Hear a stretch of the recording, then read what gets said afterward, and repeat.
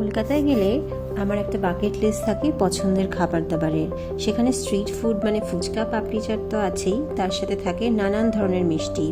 আমি বরাবরই মিষ্টি খেতে খুব ভালোবাসি, আর ব্যাঙ্গালোরে তেমন পাই না, তাই কলকাতা গেলেই এগুলো আমি খাবই। আমি অবশ্য মাছ মাংস খাই না, তাই বিরিয়ানি কিংবা রোল সবই আমার জন্য পনির রোল বা এগ বিরিয়ানির ব্যবস্থা করা হয়, কিন্তু আমার মনে হয় স্বাদে এগুলো কোনো অংশেই কম না। আর পুজোর ভোগ তো আছেই। ইটালি এভারগ্রিন থেকে আমাদের সপ্তমী থেকে নবমী 3 দিনই বেশ গুছিয়ে ভোগ দেয়। এছাড়া পুজোর প্রায় প্রত্যেক দিনই পরিবার বা বন্ধুদের সাথে গেছিলাম আমার প্রিয় রেস্তোরাঁ এবং ক্যাফেগুলোতে, সেখানেও বেশ ভালো মন্দ খেয়েছি।